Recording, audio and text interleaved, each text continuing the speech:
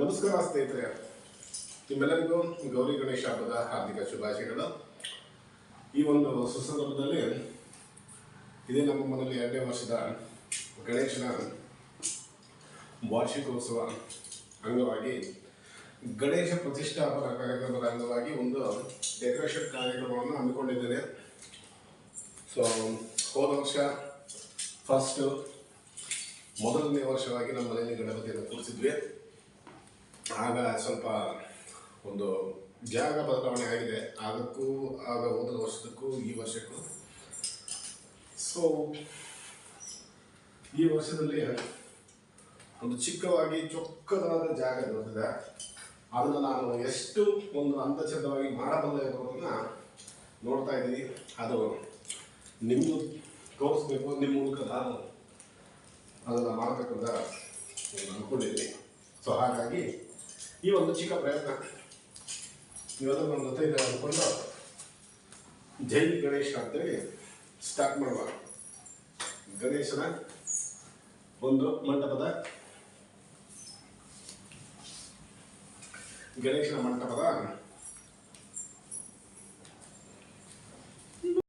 ನಮಸ್ಕಾರ ಸ್ನೇಹಿತರೆ, ಹೇಗಿದ್ದೀರಾ? ಎಲ್ಲರೂ ಚೆನ್ನಾಗಿದ್ದೀರಾ ಅಂದ್ಕೊಂಡಿದ್ದೀನಿ. ಎಲ್ಲರೂ ಚೆನ್ನಾಗಿರ್ಬೇಕು ಅನ್ನೋದು ನನ್ನ ಭಾವನೆ. ಹಾಗೆ ಒಂದು ನಮ್ಮ ಗೌರಿ ಗಣೇಶ ಹಬ್ಬದ ಒಂದು ಸುಸಂದರ್ಭದಲ್ಲಿ ಎಲ್ಲರಿಗೂ ನಾನು ಕೇಳ್ಕೊಳ್ಳೋದೇನೆಂದರೆ, ಆ ದೇವರು ಎಲ್ಲರಲ್ಲೂ ಒಂದು ಒಳ್ಳೆಯ ಒಂದು ವಿಚಾರವಾಗಿ ಎಲ್ಲರಿಗೂ ಒಂದು ಒಳ್ಳೇದು ಮಾಡಲಿ ಅಂತ ಹೇಳಿ ಎಲ್ಲರ ಪರವಾಗಿ ಆ ದೇವರಲ್ಲಿ ಕೇಳ್ಕೊಳ್ತೀನಿ. ಹಾಗೆ ಈ ಒಂದು ಗೌರಿ ಹಬ್ಬ ಈಗ ತಾನೇ ಮುಗಿದಿದೆ, ನೆನ್ನೆ ತಾನೇ ಮುಗಿದಿದೆ. ಇವತ್ತು ಗಣೇಶನ ಹಬ್ಬದ ದಿನ 7ನೇ ತಾರೀಕು ಭಾದ್ರಪದ ಶುಕ್ಲ ಚೌತಿ ಸ್ಟಾರ್ಟ್ ಆಗಿದೆ ಅಂತ ಹೇಳಬೇಕು ಬಯಸ್ತೀನಿ. ಆದರೆ ನಾವು ಯಾವಾಗಲೂ ಚಿಕ್ಕ ವಯಸ್ಸಿಂದ ಮಾಡೋ ಕೆಲಸದೇ ಮಾಡೋಕ್ಕೆ ಬರ್ತಾ ಇರ್ತೀವಿ ಈ ಟೈಮಲ್ಲಿ. ಯಾಕಂದರೆ ನಾವು ರಾತ್ರಿ ಎಲ್ಲ ಜಾಗರಣೆ ಇದ್ದು ಒಂದು ಗಣೇಶನ ಚಕ್ರದಲ್ಲಿ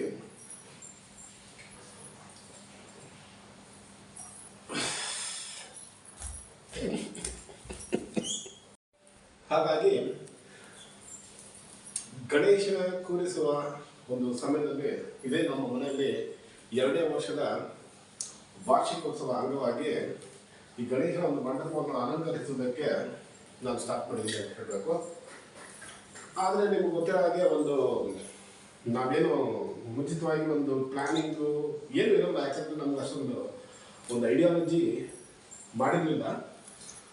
ಆದರೂ ಸಹ ಹೋದ ವರ್ಷ ಕೂಡ ಹೀಗೆ ಕೆಲ್ಸಕ್ಕೆ ಹೋಗಿ ಬಂದೆ. ರಾತ್ರಿಯಲ್ಲಿ ಸಂಜೆ ಬರಬೇಕಾದ್ರೆ ಕೆಲವೊಂದು ಅಲಂಕಾರಿಕ ಸಾಮಗ್ರಿಗಳನ್ನೆಲ್ಲ ತಗೊಬಂದಿದ್ದೆ. ಸೊ ಅದನ್ನು ಇಟ್ಕೊಂಡು ಹೇಗೆ ಮಾಡಬೇಕಂತ ಯೋಚನೆ ಮಾಡೋದ್ರಲ್ಲೇ ಒಂದು 1 ಗಂಟೆ ಆಗೋಗುತ್ತೆ. ತದನಂತರ ನಿದ್ದೆ ಹಿಡಿತದೆ ಅಂದಾಗ, ಅಯ್ಯೋ ನನ್ನ ಕೆಲಸ ಮುಗಿದಿಲ್ಲ ಅಂದಾಗ ಆವಾಗ ನಮ್ಗೆ ಐಡಿಯಾ ಬರುತ್ತೆ, ಓಹೋ ಹೀಗೆ ಅಂತ ಹೇಳಿ. ಆವಾಗ ನಮ್ಮ ಮೈಂಡ್ ಚುಟ್ಟಾಗುತ್ತೆ. ಸಮಯ ಕಡಿಮೆ ಇದೆ, ಸಮಯ ಸನ್ನಿಹಿತವಾಗುತ್ತದೆ, ಬೆಳಕಾಗ್ಬಿಡುತ್ತೆ, ಗಣಪತಿಯನ್ನು ಕುಂಡಿಸ್ಬೇಕಾಗುತ್ತೆ. ಅದರೊಳಗೆ ನಮ್ಮ ಅಲಂಕಾರ ಎಲ್ಲ ಮುಗಿದು ನಾವು ರೆಡಿ ಮಾಡಿರ್ಬೇಕಂತ ಅನಿಸುತ್ತೆ. ಹಾಗಾಗಿ ನಾವು ಹೋದ ವರ್ಷ ಕೂಡ ಈ ಥರನೇ ಆಗಿ ಬೆಳಗಿನ ಯಾವುದೋ ಒಂದು ಕೆಲಸ ಮಾಡಿ ಒಬ್ಬನೇ ಒಂದು ಅಲಂಕರಣ ಕೆಲಸವನ್ನೆಲ್ಲ ಮಾಡಿ ಮುಗಿಸಿ ಗಣೇಶ ಪ್ರತಿಷ್ಠಾಪನೆ ಮಾಡಿದ್ದಾಯಿತು ಮತ್ತು ವಿಸರ್ಜನೆಯನ್ನು ಮಾಡಿದ್ದಾಯಿತು ಹೋದ ವರ್ಷ. ಸೊ ಈಗ ಅದೇ ಒಂದು ಸರ್ವಿಸಲ್ಲಿ ಬಂದಿದ್ದೀನಿ.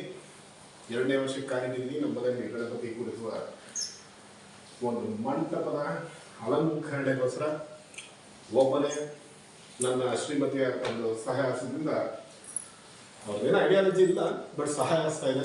ಅದಕ್ಕೆ ನಾನು ನಿಜವಾಗ್ಲೂ ಥ್ಯಾಂಕ್ಸ್ ಹೇಳೋದ್ರವರೆಗೆ. ಸೊ ಹಾಗಾಗಿ ಶುರು ಮಾಡೋಣ. ಜೈ ಗಣೇಶ ಅಂತ ಹೇಳುತ್ತಾ ನಮ್ಮ ಗಣಪತಿಯ ಮಂಟಪದ ಅಲಂಕಾರಿಕ ಕಾರ್ಯಕ್ರಮವನ್ನು ಶುರು ಮಾಡ್ತಿದ್ದೇನೆ. ಬನ್ನಿ ನೋಡೋಣ.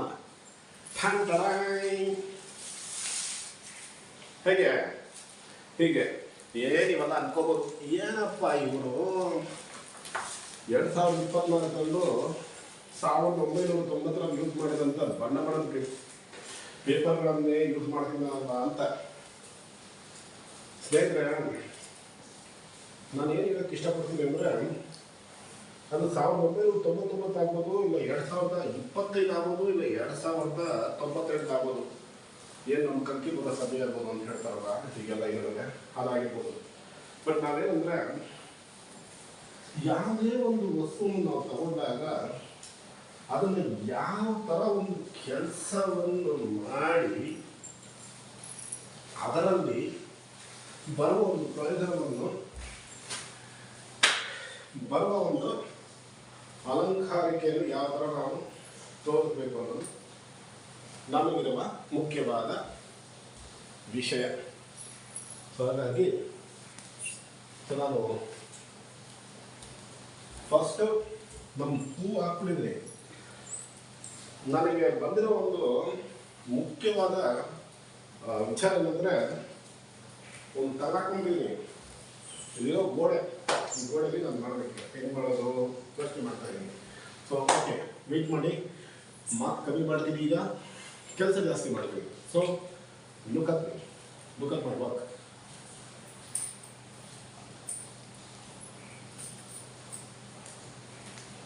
ಓಕೆ, ಸ್ವಲ್ಪ ಇಲ್ಲಿ ಬಣ್ಣ ಬಣ್ಣದ ಪೇಪರ್ಗಳಿದ್ದಾವೆ.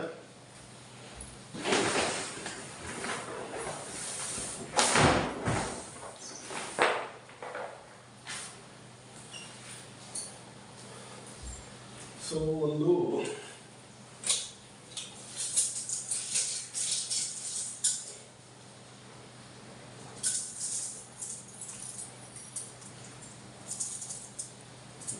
ನಾಲ್ಕು ಕಡೆಗೆ ಅಳತೆ, ಒಂದು ಅಳತೆ ತಗೊಳ್ಳೋ ಒಂದು ವಿಷಯ.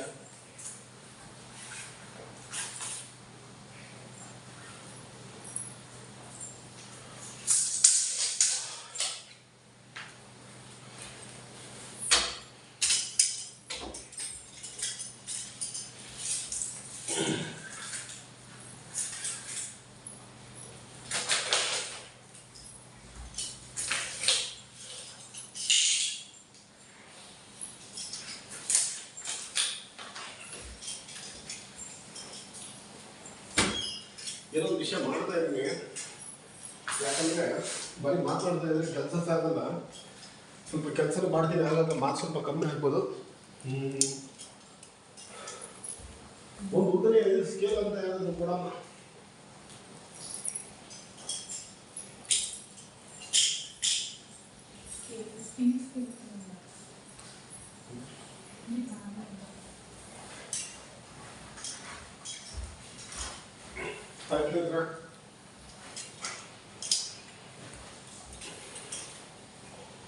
ಆ್ಯಕ್ಚುಲಿ ಇದು ಪ್ರೀ ಪ್ಲಾನ್ ಆಗಿ ಮಾಡ್ತಾ ಇಲ್ಲ, ಹಾಗಾಗಿ ಆವಾಗ ನಾನು ಸ್ವಲ್ಪ ಆ ಕಡೆ ಈ ಕಡೆ ಹೋಗ್ತಿರ್ತದೆ. ಏನಾದರೂ ಒಂದು ಮಾಡ್ತೀನಿ, ಬಟ್ ಎಲ್ಲ ಮಾಡಿದ್ಮೇಲೆ ಫೈನಲ್ ಏನಾದರೂ ಒಂಚೂರು ಅದು ನೋಡೋ ಥರ ಮಾಡ್ತೀನಿ. ಯಾವುದೋ ಒಂದು ಇದ್ದಂದು ಕೊಡಮ್ಮ ಸ್ಕೇಲ್ ಥರ, ಅಲ್ಲಿಂದಮ್ಮ